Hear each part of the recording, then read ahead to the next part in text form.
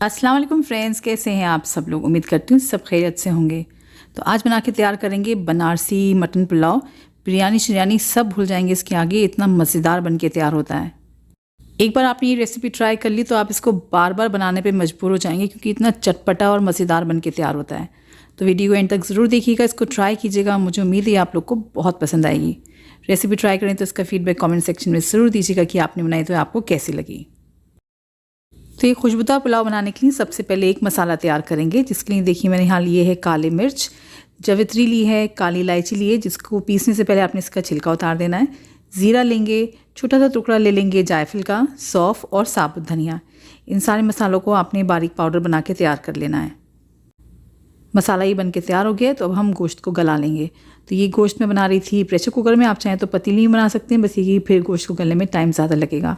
ये आधा किलो मैंने मटन लिया था, आप चाहें इसको बीफ में या चिकन में ही बना सकते हैं।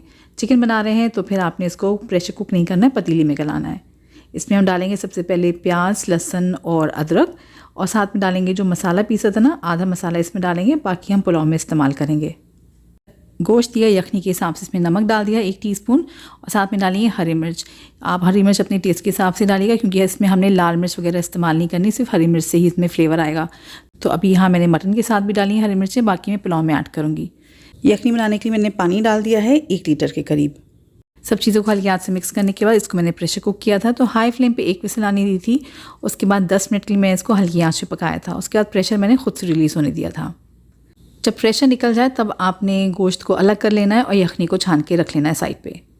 अब पुलाव बनाना शुरू कर लेते हैं। तो पतीली के अंदर देखिए मैंने यहाँ आधा कप तेल डाल दिया था, और जब तेल थोड़ा सा गर्म हो गया तो इसमें मैंने डाल दी थी 1 मीडियम साइज़ की प्याज को बारीक स्लाइस करके। तो इस प्याज को आपने मीडियम टू हाई फ्लेम पे सुनहरा कर लेना है। देखिए प्याज से बहुत अच्छा सा रंग आ चुका है। इसको निकाल के अब हम एक प्लेट में अलग रख लेंगे। ये हम बाद में ऊपर गार्निशिंग के टाइम पे इस्तेमाल करेंगे। बचे हुए तेल के अंदर इसमें हम डालेंगे थोड़े से होल स्पाइसेस। तो साबुत मसालों में मैंने यहाँ पे तेज़पात, दालचीनी, लौंग, हरी इलायची, बादियान का फूल, काली मिर्च और ज़ीरा डाल दिया है। इंग्रेडिएंट्स की पूरी लिस्ट आपको नीचे डिस्क्रिप्शन बॉक्स में मिल जाएगी। 1 से 2 बार आप रेसिपी देख लें, समझ लें, फिर आराम से नीचे से स्क्रीनशॉट लेके आप बना सकते हैं ये रेसिपी। और इन मसालों को मैंने 30 to 40 सेकंड्स के लिए फ्राई किया है। फिर इसके अंदर डाल दिया था 1 टेबलस्पून के करीब लहसुन अदरक का पेस्ट। इसको भी मैंने हल्की आंच पे 2 मिनट के लिए फ्राई कर लिया था। लहसुन अदरक जब अच्छे से भुन गया है, फिर इसके अंदर यखनी से निकाल के गोश्त डाल दिया है। अब हमने यहाँ पे गोश्त की भुनाई करनी है, जिसमें आपने कम से कम 10 से 12 मिनट का टाइम देना है। जितना अच्छा गोश्त भुनेगा उतना ही अच्छा पुलाव बन के तैयार होगा। तो गोश्त को पहले मैंने यहाँ पे देखिए तेल में अच्छे से मिक्स कर लिया। इसकी भुनाई जस्ट अभी स्टार्ट हुई है, तो साथ ही साथ इसमें हम डाल देंगे मसाला जो हमने पीस के रखा था। इसको भी मैंने अच्छे से मिक्स कर लिया है। अच्छा देखिए मैं यहाँ पे डाल रही हूँ आधा चम्मच दखनी मिर्च का पाउडर, जो सफ़ेद मिर्च होती है।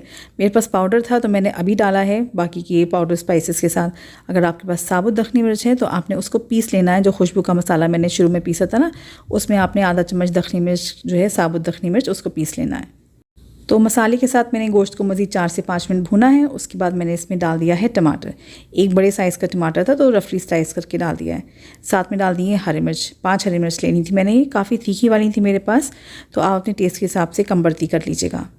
सारी चीज़ों को मैंने मिक्स करके मज़ीद जो है ना गोश्त को मैंने टमाटर के साथ 5 मिनट के लिए और भून लिया था। तो अच्छे से गोश्त भुन चुका है। तो अब इसमें डाल रही हूँ मैं यहाँ पे दही। ये मैंने आधा कप के करीब दही लिया था, और मैं आपको टेबलस्पून से दिखा रही हूँ। ये मैंने 4 टेबलस्पून भर के दही डाल दिया है। दही को मैंने अच्छे से फेंट के डाला है ताकि फटे नहीं, और फ्रिज से भी निकाल दीजिएगा 5-10 मिनट पहले, ताकि ये थोड़ा सा कम ठंडा हो जाए, रूम टेम्परेचर पे आ जाए। दही के साथ आपने गोश्त को मज़ीद 5 से 7 मिनट और भून लेना है। अच्छे से फ्राई हो जाएगा गोश्त इतनी देर में। तो फ्रेंड्स, जब तक कि मैं बढ़िया सा मसाला भून रही हूँ, आप मुझे कमेंट सेक्शन में बताइए कि आप रेसिपी किस शहर से, किस कंट्री से देख रहे हैं, ताकि मैं आपका शुक्रिया कर सकूँ। और आज का स्पेशल थैंक्स जाता है आयशा ढिलन जी देहरादून से, शाजिया हसन जी जलालपुर अम्बेडकर नगर से, और चरणजीत सिंह जी जलंधर से। तो फ्रेंड्स देखिए गोश्त ही बहुत अच्छे से भुन चुका है, बहुत प्यारी इसमें से खुशबू आ रही है। अब डालेंगे इसमें एक सीक्रेट इंग्रेडिएंट, जिससे इस पुलाव का फ्लेवर बेइंतहाई बढ़ जाएगा। और बनारसी पुलाव की ये स्पेशलिटी होती है, वह है कि इसमें अचार डलता है। कोई भी अचार हो आपके पास, हरी मिर्च का, नींबू का, आम का, वो आप इसमें डाल सकते हैं। 2 से 3 टेबलस्पून डाल दीजिए, आधा किलो की क्वांटिटी के हिसाब से बता रही हूँ। अचार डालने के बाद आपने अच्छे से इसको मिक्स कर लेना है, भुनने की ज़्यादा ज़रूरत नहीं है। अब इस पॉइंट पे डाल देंगे मटन स्टॉक, जो यखनी हमने बनाई थी, और साथ में डालेंगे खुशबू के लिए हरा धनिया और पुदीना। तो ये पानी जो है ना यखनी का, ये मैंने जब गोश्त गलाया था उसमें मैंने नाप के डाला था चावलों के हिसाब से। तो मैंने 2 कप चावल लिए थे आधा किलो के करीब, तो उसके लिए मुझे 3 कप पानी चाहिए था। तो मैंने यखनी जो बनाई थी वो 4 कप के ही पानी के हिसाब से बनाई थी। तो ये बिल्कुल परफेक्ट पानी था, तो मैंने ये डाल दिया है और इसको ढक के एक उबाल आने का वेट करा था। और जब पानी में अच्छा सा देखें उबाल आ गया था, फिर मैंने इसमें डाल दी थी चावल। ये बासमती चावल थे जिसको भीगे हुए आधे घंटे से ऊपर हो चुका था। अगर आप सेला चावल से बना रहे हैं तो आपने उसको कम से कम 1 से 1.5 घंटा ज़रूर भिगोना है।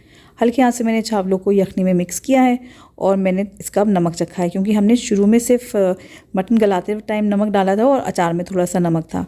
अब मैंने इस पॉइंट पे चख के जो है ना अपने टेस्ट के हिसाब से एडजस्ट किया है। 1 टीस्पून डाला है, आप अपने हिसाब से टेस्ट करके डाल लीजिएगा। जैसे मैं हमेशा कहती हूँ ना, नमक और मिर्च हमेशा अपने टेस्ट के हिसाब से डालना चाहिए। इसको मैंने ढक दिया था और तकरीबन 7 से 8 मिनट के लिए मैंने इसको हाई फ्लेम पे पकाया था। एक बार भी बीच में मैंने चम्मच नहीं चलाया है। तकरीबन 8 मिनट गुजर जाने के बाद मैंने खोली है लिड और पानी अब इसमें बिल्कुल परफेक्ट है दम पे लगाने के लिए। हल्के हल्के से आपको बबल्स दिख रहे हैं ना, बस इसका मतलब है पानी जो है ना बिल्कुल परफेक्ट है। अब आपने आँच को हल्का कर देना है, फ्लेम को लो करके आपने इसको ढक के जो है ना 10 मिनट के लिए पकाना है दम पे।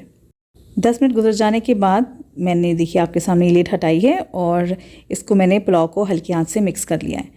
फिर मैंने इसके ऊपर थोड़ा सा फूड कलर डाल दिया, ये ऑप्शनल है, आप चाहें तो स्किप भी कर सकते हैं। और जो प्याज हमने फ्राई करी थी स्टार्टिंग में, जो हमने तल के निकाली थी, वो मैंने प्याज सारी जो है ना पुलाव के ऊपर तय लगा दी है। थोड़ा सा गार्निश कर दिया मैंने हरे धनिए के साथ। खाना देखने में अच्छा लगता है तो खाने का मज़ा और बढ़ जाता है। तो पुलाव ये देखने में माशाल्लाह भी बहुत खूबसूरत रहा है। इसको दोबारा से मैंने ढक के जो है ना 5 मिनट के लिए और दम पे रखा था। फिर मैंने गैस को बंद कर दिया था। गैस बंद करने के भी 5 मिनट बाद मैंने देखिए लिड हटाई है और क्या खुशबू महकी है। पुलाव बनने से पहले ही माशाल्लाह पूरा घर महक रहा था खुशबू से। और आपने जो है ना बस 2 से 3 मिनट थोड़ा सा वेट करना है ताकि ऊपर की स्टीम थोड़ी सी कम हो जाए। उसके बाद आप ये हल्के हाथ से चावलों को मिक्स कर लें और आप देख सकते हैं कितना खिला खिला ये पुलाव बनके तैयार हुआ है। खाने में इतना मज़ेदार था, क्योंकि हमने हरी मिर्च भी खूब अच्छी क्वांटिटी में डाली है, तीखी हरी मिर्चें थीं और साथ में अचार डाला था, तो बहुत चटपटा बनके तैयार होता है और खुशबूदार भी था, क्योंकि इसमें सौंफ वगैरह सब पड़ी हुई थी। तो रेसिपी ट्राई कीजिएगा, मुझे उम्मीद है आप लोग को बहुत पसंद आएगी।